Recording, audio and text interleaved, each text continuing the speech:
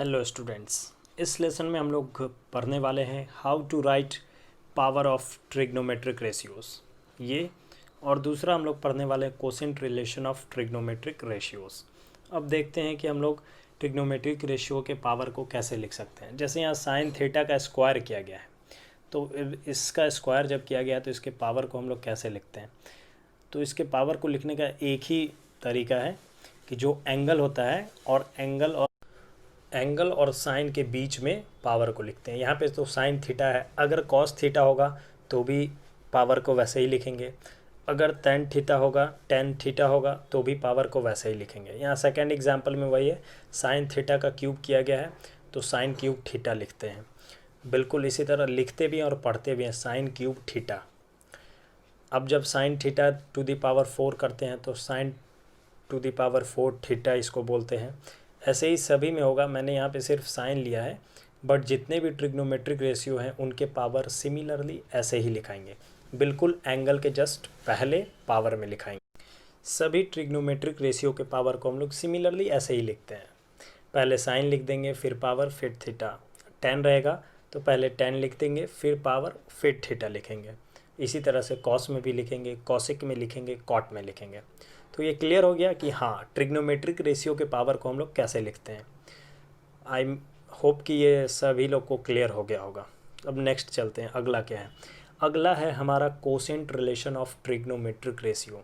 इसमें एक थ्योरम लिया गया है कोई एक्यूट एंगल थीटा के लिए, और बोला गया है प्रूफ कीजिए tan theta equal to sine theta by cos theta. फिर बोला गया कॉट थीटा को प्रूफ कीजिए इक्वल्स टू होता है cos theta by sine theta. और फिर तीसरे नंबर में बोल दिया है कि अब tan theta into cot theta equal to 1 होता है, ये प्रूफ कीजिए। ठीक है, ये इन सभी को अब हम लोग प्रूफ करने वाले हैं। चलिए आगे बढ़ते हैं। अब देखिए, एक हम लोग राइट एंगल ट्राइंगल लेते हैं ABC, जिसमें B है जो 90 डिग्री है, एंगल B 90 डिग्री है और एंगल A थीटा डिग्री है। यहाँ देखिए ये ट्राइंगल है हमारा ABC, इसमें B है, angle B 90 degree, angle A theta degree है। ठीक है, अब आगे देखिए, AB साइड को x यूनिट माना गया है। यहाँ देख लेते हैं आप, देखिए एक मिनट, AB साइड को x यूनिट, BC साइड को y यूनिट और AC साइड को r यूनिट। देखिए AB को x यूनिट, BC को y यूनिट और AC को r यूनिट रखा गया है। अब आगे चलते हैं हम लोग।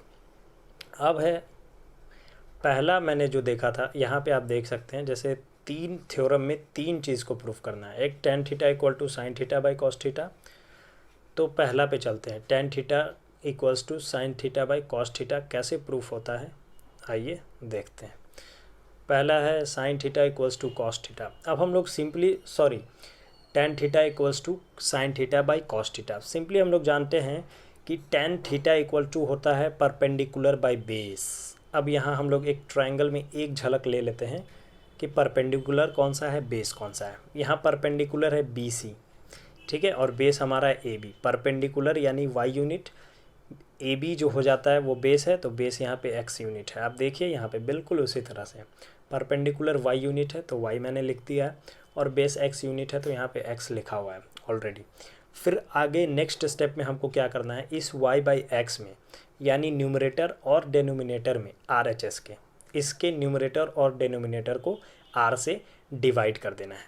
ठीक है, dividing both numerator and denominator of RHS by r। जब r से हम लोग डिवाइड देंगे तब देखिए क्या बन के आता है, इंटरेस्टिंग होते जाएगा थोड़ा थोड़ा। देखिए टेन थीटा है, टेन थीटा इक्वल्स टू था हमारा y बाई एक्स, लेकिन हमने न्यूमरेटर को भी r से डिवाइड लगाया और डेनोमिनेटर को भी r से डिवाइड लगाया। आप यहाँ देखिए ये y बाई r बन गया और ये x बाई r बन गया। अब नेक्स्ट पे चलते हैं।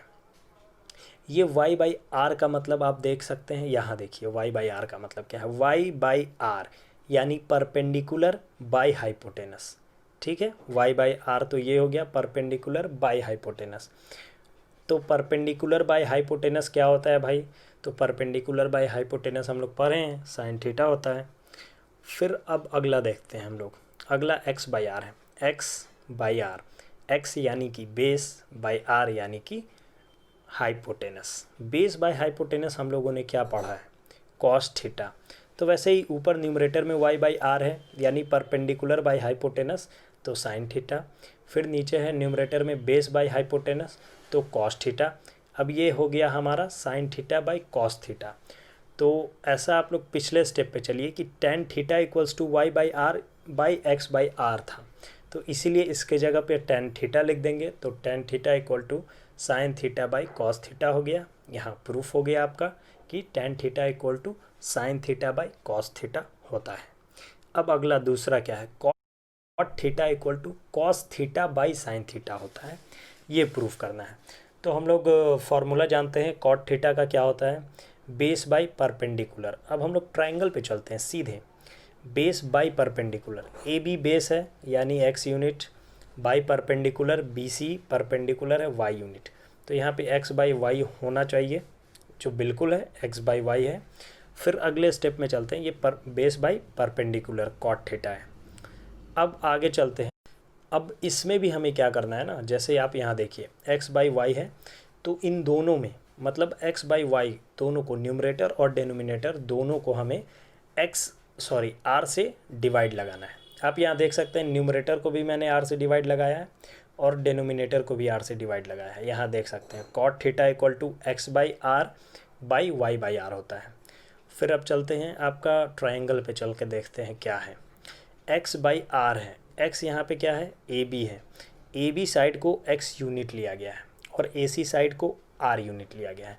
तो वो लिखा हुआ क्या है, एक्स बाई आर लिखा हुआ है। तो एक्स बाई आर का मतलब यहाँ देखिए ये बेस है by hypotenuse, sorry base by hypotenuse, हाँ बेस बाई हाइपोटेनस होगा। तो एक्स बाई आर देखिए बेस बाई हाइपोटेनस होगा, X by R base, A B base और ए सी हाइपोटेनस, तो बेस बाई हाइपोटेनस हो गया।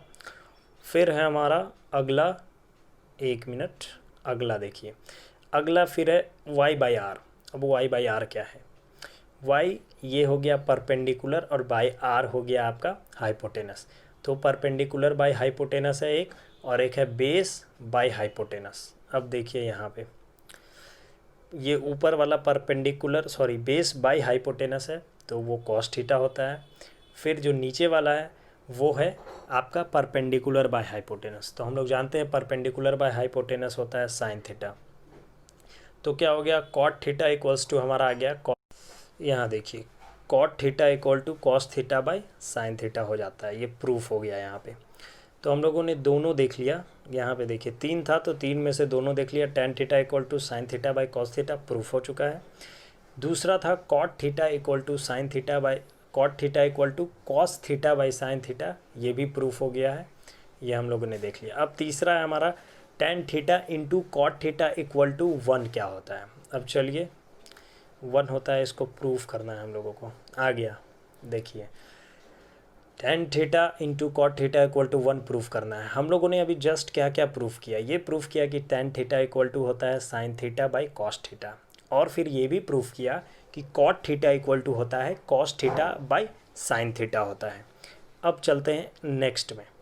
अब चूँकि ऐसा तो हम लोगों ने टेन थीटा और कॉट थीटा को प्रूफ कर रखा है, तो फिर LHS को लेके चलते हैं, यानी लेफ्ट हैंड साइड में यहाँ है हमारा tan theta into cot theta. तो मैंने लेफ्ट हैंड साइड को यहाँ पे लिया है tan theta into cot theta. तो टेन थीटा को हम लोग प्रूफ किए थे sine theta by cos theta, तो यहाँ लिखा गया देखिए।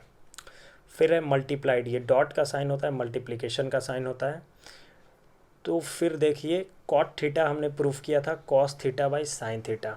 आप यहाँ देख सकते हैं, मैं दिखा रहा हूँ, देखिए यहाँ पे प्रूफ किया है मैंने tan theta equal to sine theta by cos theta, और फिर हम लोगों ने प्रूफ किया है cot theta equal to cos theta by sine theta. बस इसीलिए मैंने यहाँ पे डायरेक्टली लिख दिया है sine theta by cos theta multiplied by cos theta by sine theta. Simply आप कैलकुलेशन से करेंगे अगर, जैसे देखिए यहाँ पे मैं ले लूँ इसे, तो सिंपली ये क्रॉस ये कटेंगे, कट कर वन आएगा, फिर यहाँ साइन और ये साइन कट जाएगा, फिर ये वन आएगा। तो इसीलिए देखिए LHS लेके मैंने चला था और वो रिज़ल्ट हमारा वन दे देता है। तो ये थर्ड भी हमारा प्रूफ हो गया कि tan theta into cot theta equal to one होता है। ठीक है, आई होप कि आप लोग इस वीडियो में जो भी मैंने समझाया है वो आप लोग अच्छे से समझ गए होंगे। तो मिलते हैं फिर से आपसे अगले किसी लेसन में मिलेंगे। तो फ़िलहाल के लिए इतना ही रखते हैं, धन्यवाद।